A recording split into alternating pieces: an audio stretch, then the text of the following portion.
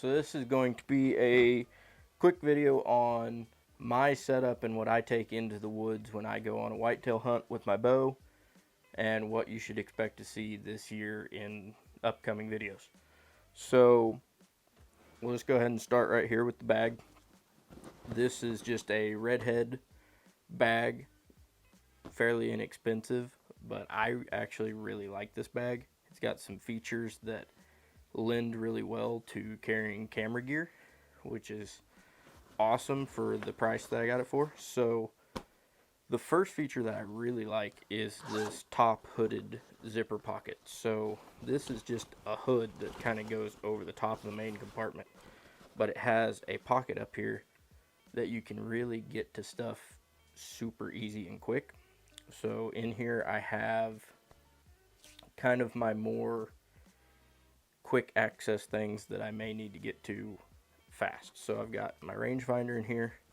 I always carry my rangefinder when I'm bow hunting because I shoot a single pin slider, so I have to be pretty accurate on my ranges. Once it gets further out there, I really need to be honed in. I've got a grunt call. This is one that I've had for a very long time and I love it. I have a limb saw, which is very important, especially when getting in trees that maybe you're not in a whole lot, or maybe your first time in a tree, or your first time filming out of a tree. You may have to clear out some sight lines, you may have to clear out some shooting lines, or you may have to clear some limbs so that the tree camera arm can move unobstructed. So gotta have one of those. I also have a wind checker. Always got to check the wind, make sure you know what's going on and where it's going. And then I have a small bow or pack hook, depending on what you use it for. I usually don't use these ones for a bow hook, but I love to use them to hang my pack on, get it on the other side of the tree or down lower so it's kind of out of the way. Moving on to my side pockets. This pocket is just all kind of late season scent or mock scrape making scent. So I've got a bunch of different options there. This side I would usually have my camera arm, which I will pull that out here in a minute, but I've went ahead and got it out of the side pocket right now. I just have this Realtree Easy Hanger, 23-inch. Love this thing. Super solid. Super good threads on it that really bite into the tree easy, and super solid, doesn't go anywhere, so you can hang your bow all the way out on the end of that, get it wherever you want positioned, and you're good to go. Moving on into the main compartment. So another feature that I really like about this bag, open her up, and then it's this drawstring, and it opens up real wide. So I pack my camera in just a small little zippered protective case that I can slide down in here on top, so it's protected, but it's super easy and quiet to get back out, which is what I really love about this bag. Now, obviously my camera's in front of me, not in here. So in here I have a water bottle. I generally carry a water bottle with me in early season, especially. You know, I mean, we're having sets right now. I mean, it's already into October and we're still having sets where it's 80, 88 degrees, I think, was the last time I was sitting. And that's just ridiculous for this time of year, but you got to do it. So I also have just a field spray. This one's dead downwind. They're all fairly decent. This just happened to be the one that I picked up. This is the natural wood scent. I kind of prefer the cover scent over unscented. Personal preference. I have a pair of binoculars. These are Vortex Crossfires 8x42s. I find these to be invaluable when you are bow hunting. There's a couple different reasons for that. I mean, number one, obviously, on a bow, we don't have a big magnification scope like a rifle, so we need these for identifying deer and stuff like that from a distance and seeing what's going on. But also we have some counties here, and I know that there's some other states that do this as well, but we have counties where it is illegal to harvest a buck that does not have at least 4 points on one side. So you need to be able to identify if you're looking at a legal deer or a non-legal deer at distance, so that you can prepare yourself for what's going on, because you don't want to be sitting there and all of a sudden that deer get to 32 yards and you're like, oh, he does have an extra eye guard or something like that. That's a legal buck that I could be attempting to harvest right now, but I now don't have my camera set, my bow off the hook, nothing. He's just standing there and could possibly make me if I start moving. Have some field dressing gloves and my skinning knife. That skinning knife has been with me since I was born, and actually my father bought it for me before I was born, so that's kind of cool. Have a first aid kit. Like to have this with me in any bag that I'm actively using, just in case. I mean, you never know what could happen. Obviously, we try to be as safe as possible, but it's like the other night. I was trying to get out of a field real quiet, so I didn't have my flashlight on, didn't want to spook anything, and I got caught in a barbed wire fence. These things happen. So that is... Nope, I got one more thing in here. The base plate to my tree arm. Now, I mentioned that earlier. Obviously, we did a video on all of our camera gear last week. Big, long video. All of our camera gear setups and everything like that. So you've already seen this. This is the Muddy Hunt Hard tree arm. So, really like that. It's a good tree arm. Would recommend it for the price.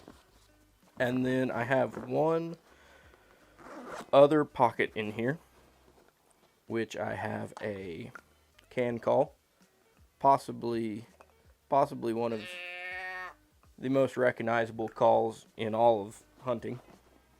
I have a roll of paracord. Never really know what you might need it for. Maybe hanging a deer, maybe you need a bow rope, maybe you just need to tie something up for the evening. What have it. You got to have some paracord just in case. And then I have a rattle bag.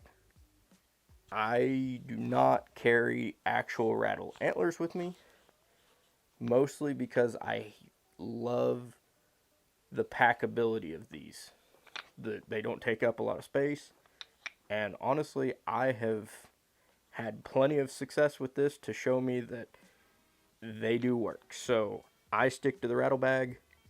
I just prefer it mostly for the packability, and I think it works just fine. So that is everything in my pack and what my pack is. So I have a couple of specialty items here. So number one, if I'm ever doing like a ground set or a natural blind situation, I've done it a couple of times this season already, I'm bringing this little chair with me. It's super light. Honestly, a pretty comfortable set if you're going to be there for a while. It's just enough to get you off the ground, but not so high that you're going to be up above everything and sticking out. So a great option here. Super light, super packable. I like to have that for my ground sets. And then anything that's more of a like on the move hunt, spot and stalk, or anything that's public land, trying to move around a lot, I bring this Browning Bino case, chest pack. Got some extra storage on the sides. Really like this pack. There's some better options out there, but this one's done well for me. I've taken it to Nebraska. I took it to Nebraska last year and enjoyed wearing it, so I have that if I need it. Now on to, we'll go over my bow briefly. You'll have seen this if you watched our preparation for Total Archery Challenge. It's just a Hoyt Tor XXT. I'm shooting the Victory V-Force Elite arrows with AAE quad fletch vanes. And then I'm shooting a Redline bow hunting RL2 single pin slider sight. I love this sight. I'm going to do a video on just this sight at some point in time because this sight is amazing and incredibly underrated, and I love it. So I'm going to do a video on that sometime soon. So be looking for that this fall. So that's my bow setup. Nothing crazy there. You've already kind of seen some of that. On to my newest addition this year to my setup is I got a tethered Menace. Yeah, I got a tethered Menace saddle. I really like this saddle. It's super comfortable, super easy to use, super easy to get into. Everything seems to be extremely well put together. I really like that. Now, I did not go completely tethered saddle setup, so I've got a mixed matched bag here. I got the tethered packs to go onto it, but then I went with these are the Muddy Pro sticks, 4-pack of 20-inch sticks. I like these sticks so far. They're super quiet, super easy to use. The only problem I've had with them at this point is I have found a couple of trees that I kind of wanted to get into, but these ropes were not long enough to get all the way around the base of the tree. I've seen people replace these ropes with the new product that I cannot remember the name of right now, but I may look into that in the future, possibly. And you can make those a little bit longer so you could get into a little bit larger base tree. Moving on from those, my platform that I got is a Hawk Helium Apex. So far, really solid platform. Sticks to the tree good and feels super secure. It's big enough that I can get most of both feet on it, so I feel pretty comfortable standing on it, which I think is pretty important to somebody like me who is just starting their saddle hunting game. So really like the Hawk Helium platform there. I think that is pretty much my entire setup. Again, I didn't go too in depth with my camera setups and things of that nature because we just did a video on that. I would recommend go watching that if you have any interest in filming the outdoors. We go super in depth on everything you could possibly need for that. But as for my whitetail setup, that's all I have for you today. So thank you for watching, and we're going to catch you on the next one.